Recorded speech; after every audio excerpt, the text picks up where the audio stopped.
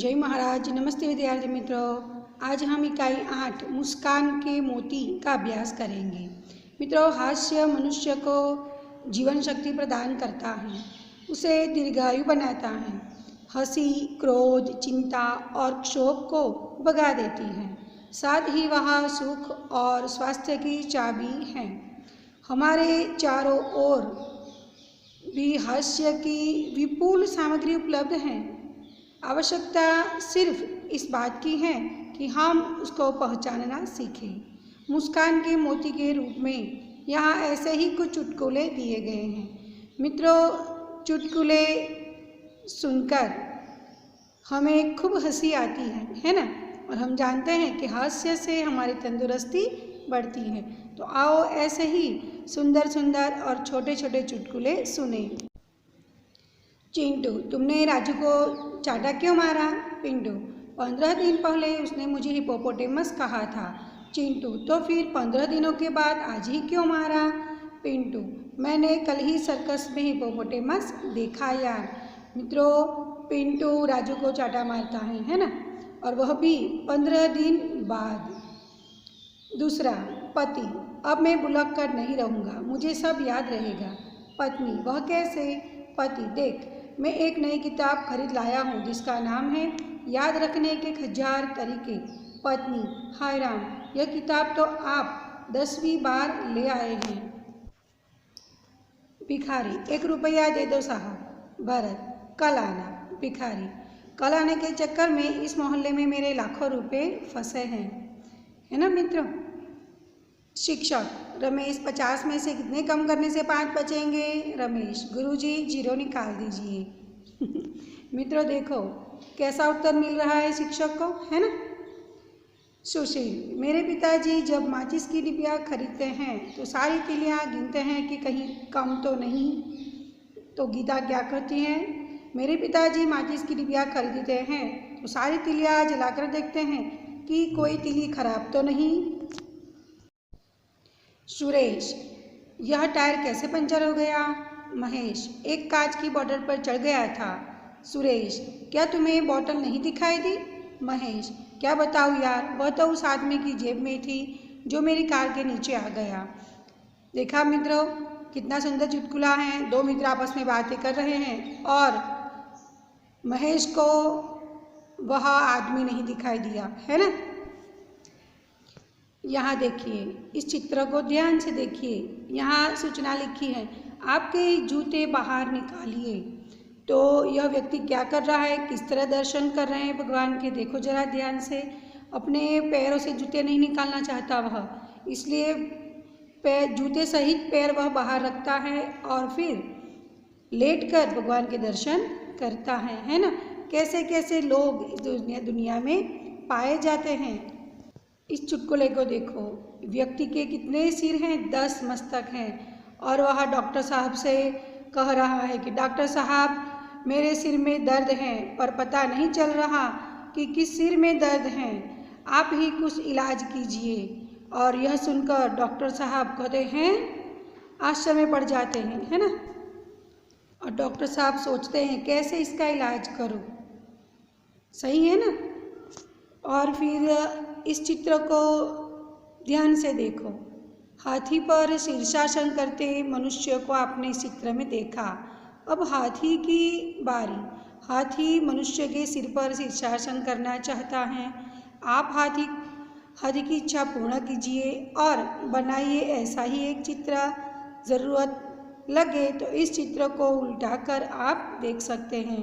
देखो मित्र, इंसान को हाथी पर शीर्षासन करने की इच्छा हो रही है ना, और वह कर रहा है। तो कैसा दिखाई दे रहा है? तो क्या हाथी की इच्छा नहीं हुई होगी? तो हाथी की भी इच्छा है कि वह भी मनुष्य पर शीर्षासन करे। तो देखो कैसा दिख रहा है। देखा मित्रों, हाथी मनुष्य पर शीर्षासन कर रहा है। कैसा दिख रहा है आपको? इसी प्रकार आप अपनी कॉपी में भी चित्र बना सकते हैं। अब हम अभ्यास देखेंगे। पहला प्रश्न, इकाई में दिए गए चुटकुलों को 2-2 के जुट में अभिनय के साथ प्रस्तुत कीजिए। मित्रों, आप इस वक्त कक्षा में नहीं हैं, आप घर पर हैं, तो आप अपने दोस्तों के साथ या अपने भाई बहन के साथ दो दो जुट में चुटकुला कहिए और उसका आनंद लीजिए। प्रश्न नंबर 2, आपने सुने हुए मज़ेदार चुटकुले सुनाइए। आपने कोई अन्य चुटकुले सुने हो तो वह भी आप अपने दोस्तों के साथ अभिनय के साथ कहिए। प्रश्न 3, उदाहरण के अनुसार एक शब्द रखकर चुटकुला बनाइए। उदाहरण, शिक्षक, हेतल मिठाई नहीं खाती, इसमें हेतल क्या है? छात्र, मूर्ख। इसी प्रकार हमें रिक्त स्थान में एक एक शब्द रखकर चुटकुला पूर्ण करना है। 1, माँ, बेटा, घर में कुत्ता कैसे आ गया? बेटा, चलकर। दूसरा चुटकुला दुकानदार से, आप कब से खड़े खड़े चीज़ों को देख रहे हैं, आपको क्या चाहिए? ग्राहक क्या उत्तर देता है? मौका। न्यायाधीश, बैंक का दरवाज़ा तोड़ने का कारण बताओ। चोर, ताला। एक भुलक्कड़ आदमी अपने इलाज के लिए अस्पताल गया और अपनी भूल जानने की बीमारी के बारे में बताया। डॉक्टर, यह आदत आपको कब से है? भुलक्कड़, पता नहीं। प्रश्न नंबर 4, फंसोगे फिर भी हंसोगे।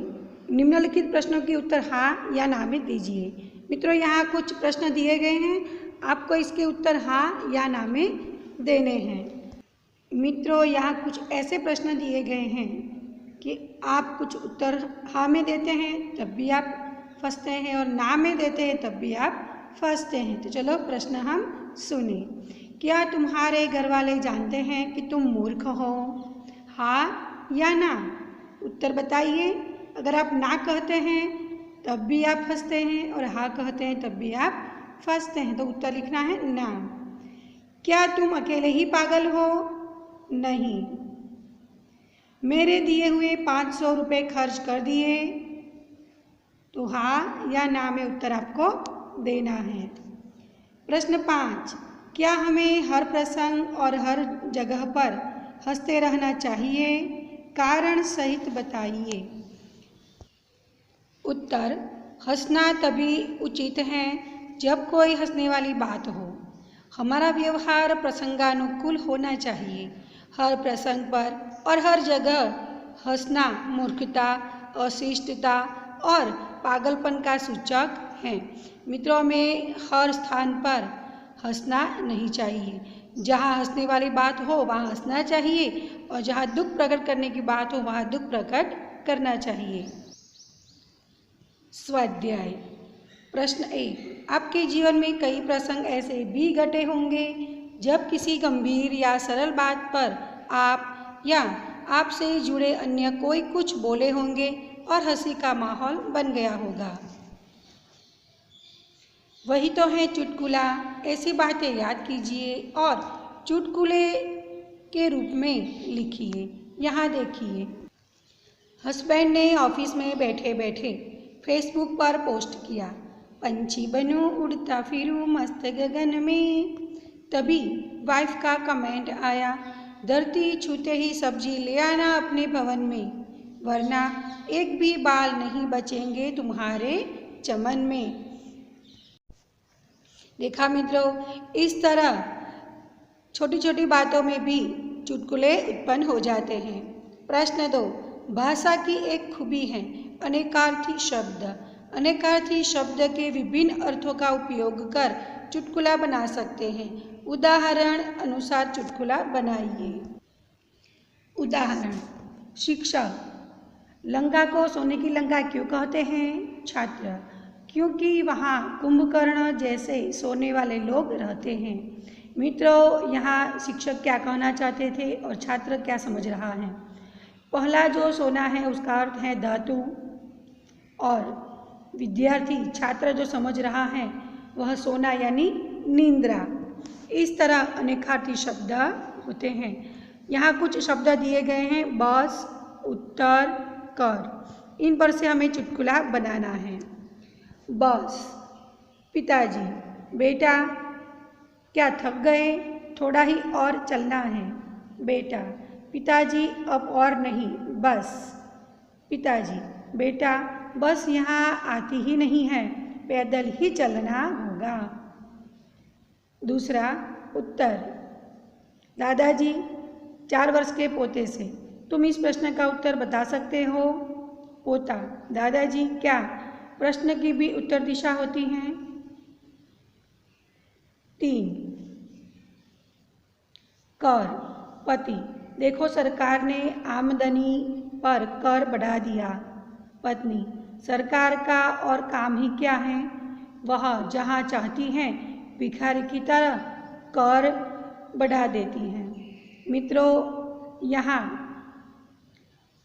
बस का जो चुटकुला हमने देखा उसमें बेटा जो कहना चाहता है बस यानी अब वह थक चुका है, नहीं चल सकता, और पिताजी क्या समझे, बस यानी एक वाहन।